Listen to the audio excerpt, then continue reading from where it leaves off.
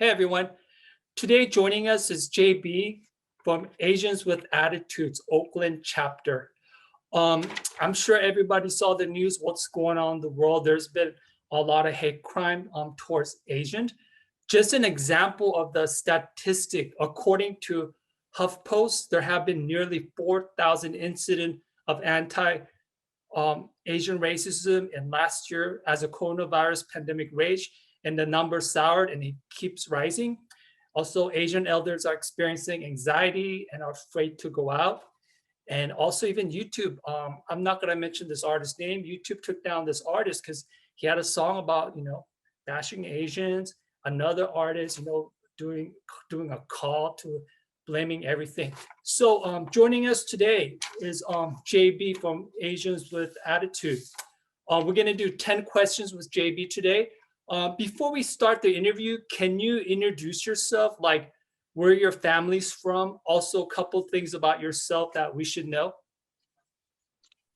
First of all, thanks for having me on here. My real name is Jimmy Bunpangsi. My family migrated from Laos. I think we came in like 1980 or something. I was born in Stockton, and I was also raised in San Francisco, Tenderloin District. That's a little bit about myself, so yeah. Okay, 10 questions with JB. Question number 1. Can you tell us about Asians with Attitude and what brought you to get involved with them? Well, Asian with Attitude's been out. I guess it was just spread awareness and clothing line. And I like that name a lot because it represents who I am. So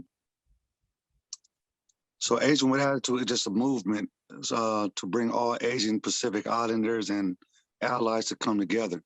That's what Asian with Attitude, the movement is about. Question number 2. There has been a lot of hate crime towards Asian elders in the East Bay and SF. Do you think one reason elders in Chinatown are being attacked is because in the culture, they don't report it to the police and keep it quiet? Have these attacks been going on before COVID-19? Example, getting robbed, mugged, house broken into, stealing from small business, etc. How can we bridge the trust between the younger generation and our elders? I do believe that all this, it did happen before the pandemic, before that, but it's gotten worse after the pandemic. Before it was just like, probably like robberies and stuff like that, but no one ever got hurt. But ever since the pandemic came out, it gotten worse because to me, my opinion was when they label it as a Chinese virus and the pandemic, Kung flu and all that, it stirred up the heat. So that's why we've been getting attacks now. But before, like I said before, it was, but not as worse as now. So that's what I believe. Question number 3.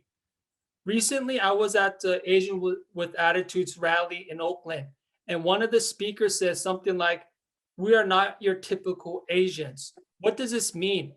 And can you tell us about your security walk in Oakland, Chinatown?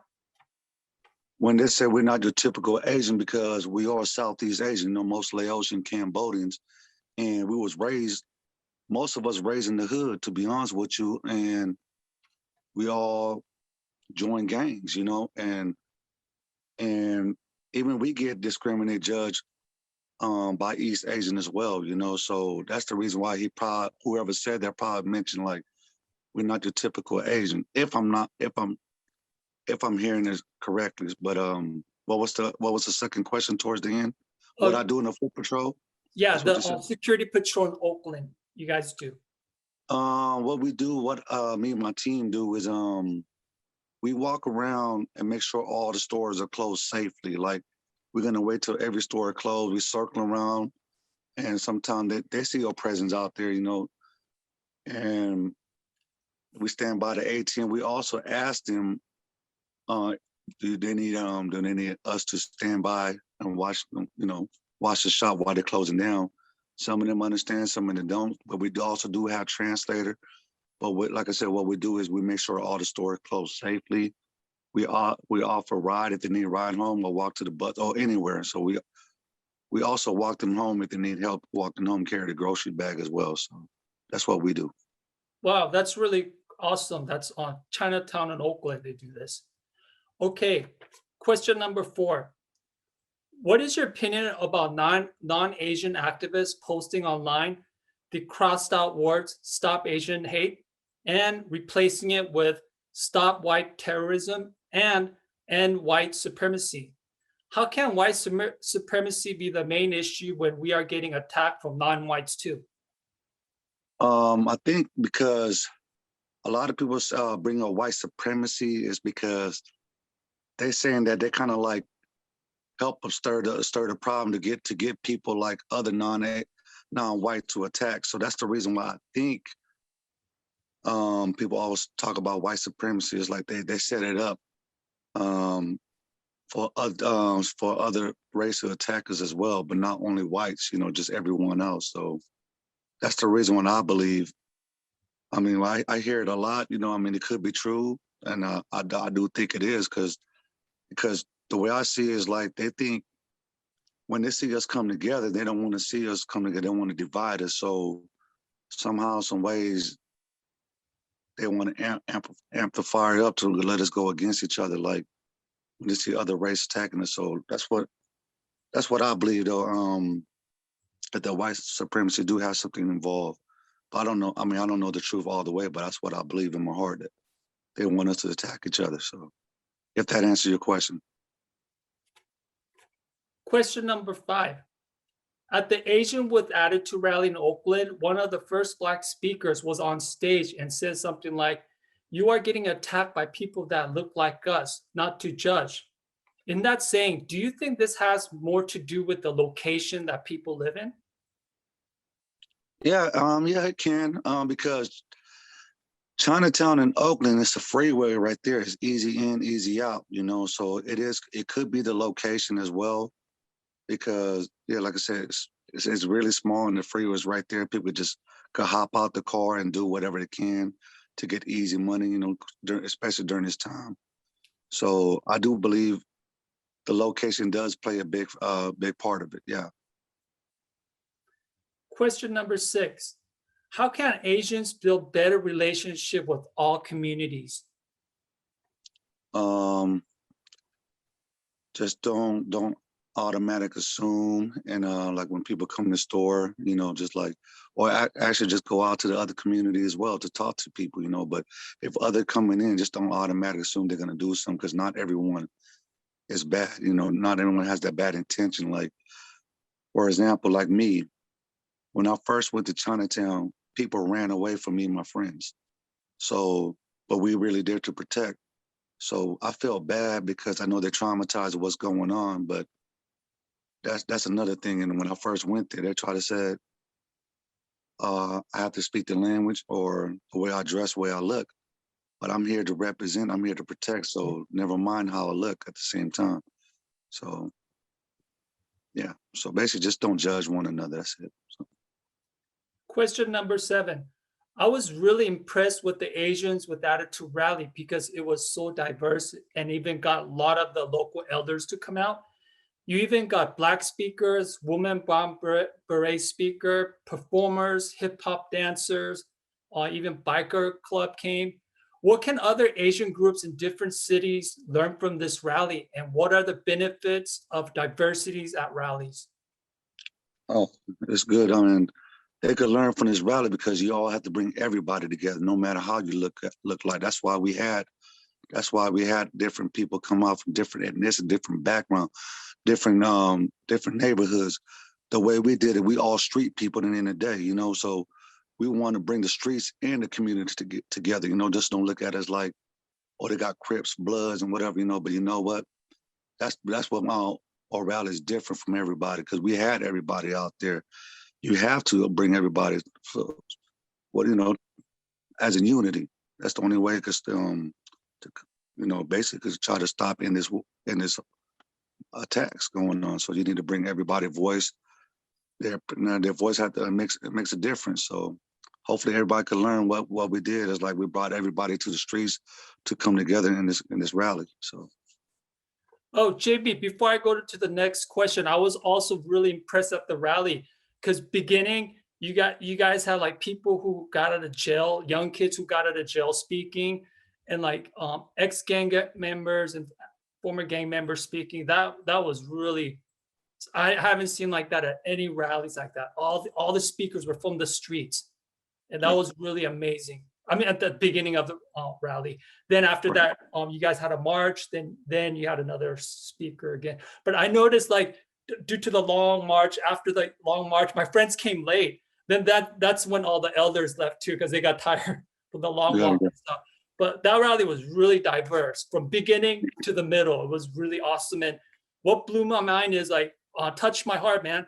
When you guys were all marching, like locals were coming out, they hold signs, and they were raising their fists like elders and clapping their hands saying thank you. That really, really touched my heart when I saw that. Okay. Question number 8. I heard folks from Asian with Attitude say we push issues, not politics. What does this mean? And what is boba liberal? When we say we push issues, because we really don't get to political stuff. A lot of people ask me about politics and stuff, but political stuff, I don't understand that, because I'm not really educated in that field. But when we push issues, like we really out there making the voice heard. We making, we're pushing the issue, let people know that we really out here, and we're not going to stop. That's what we mean by pushing the issue. Like we don't care about none of that political stuff. When they ask me how you feel about defund police, how you feel about president, I don't care about that. I care about the people. So we really pushing the issue. That's what how I would say when we say we pushing the issues to the political stuff. So. Oh, another thing is, because I've been reading all this stuff other Asians with Attitude posting. What is boba liberal? That's new to me too. All this time I never knew what that means. I was just wondering why people keep talking about it. I thought it was I personally thought it was somebody like to drink bubble drinks, and I swear I didn't know. And then people started saying that.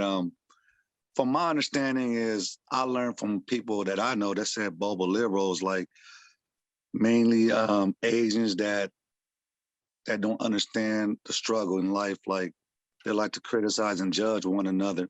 They had it easy growing up as an Asian themselves. They call them boba liberal, if I'm not mistaken. So I'm new to all that too. So I would think like the Asians that really had everything go for themselves, don't have to worry about money, and they like to judge one another.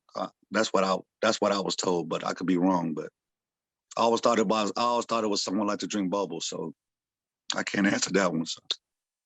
JB, but all I have to say is I like that quote, we push issues, not politics. Because sometimes at rally, there's different political organizations that'll pop out, try to recruit people, and like you have this group, that group, like to try to get you to join and try to recruit. But I like that you guys stick to yourself. I like that. Okay. Exactly. Question number 9. How did you guys unite Asian Crips and Asian Bloods? Since you have a background in gangs or gang culture, could you provide some advice around what to do if someone is confronted by a hostile gang? A person walking in the wrong neighborhood and they are approached. How did I get the Asian Crip and Blood to get one? Yeah, I was raised that way all my life, and now it's the time to unite. So I started reaching out to everybody from different gangs because we all got to come together and put this, help each other fight for the people. So I reach out to a lot of people from Facebook, Instagram, and I'm willing to go to their neighborhood and talk things out, sit down and talk. And, that's what I'm good at, So that's how we all could unite. We got to put all difference to the side, see the bigger picture and stand up for what's right. That's how it all started in the beginning. And believe it or not, when Asians grew up in like Stockton, Sacramento, Fresno, whatever, it started to become gangs to protect the people. That's how it all started in the end of the day. So why not join hands now and fight for the people? So that's what I've been doing, getting everybody together, Asian Crip, Asian Bloods, Tiny Rascal, which is a big Asian gang. I'm trying to get everybody together, and I really want to take it to the White House. Like, in order for me to bring other community in, we gotta work with each other amongst ourselves first. So that's what I've been doing. So Oh, that's if that, really, yeah. that's awesome. Oh, also, what about like your average Joe or like me or people who are not in gangs, but they're activists and stuff, and they go to the wrong neighborhood, run into a gang, and gang members say, "Hey, where are you from?" or "Give me your cell phone," or "Give me your thing." How do we approach to that? Sometimes it is tough, I can't speak on every neighborhood, but normally you just show when you go there. I mean, things can get bad, to me, I'll just like I said, I'll just reach out to them first. I'm not here for no trouble. I'm here to to make peace, but sometimes it's a hard question to be honest. I can't answer to everyone, but all I know is that's what I did. I'm gonna go reach out to everybody. So if someone walk by there, just trying to avoid it. But I'm pretty sure most gang members they know, or gang bangers, they would know who is who. They're not just gonna go to anybody, and try to rob somebody or anything like that. They don't really have all the bad intention like that. They just people will know what side you're from if you're innocent or not. So normally it's like that, but I can't say too much, like if something is gonna happen or not. So Cool, thank you. Question number 10. Anything else you want to share, and how can we support Asians with attitude? the only thing I do want to share is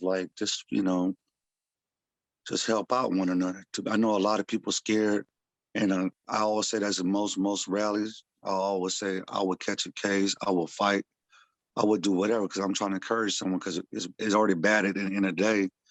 And I know people scared. They can't speak up and fight back. But sometimes that one person, two person cannot stop everybody. If everybody there, they could hold them down because it could have been your parents. So I'm hoping everybody could just do it. I mean, it's scary and all, but just do it because if a woman or elderly or anyone gets it doesn't have to be elderly. That person needs help. So if they can't help, at least I guess what to say, call for help. How can they help with Asian with attitude? To me, just spread our word out, and if you want to help, just help out. Go to our page or whatnot. I think we started an organization, nonprofit organization. Like I said, I don't get into all that. They told me that we started a nonprofit organization, but I'm planning to do things myself as well because I'm trying to go cities. I'm doing all the frontline work, meaning I quit my job. If no one know, I quit I quit the six-figure job. I was making good money. I quit because I'm more passionate about this than my job because I wouldn't even be here right now. And I think this is a time to shine. This is a time to let people know that we really out here for the people. I want to do that. So if anyone could help me, I do have there's a GoFundMe on my Instagram page because I really do want to go to city, state to state and connect with people. And I want to take this to the White House, to be honest with you. That's what I want to do. And I have people in the Nation of Islam willing to help me out, do the Million Man March, like how they did it back then.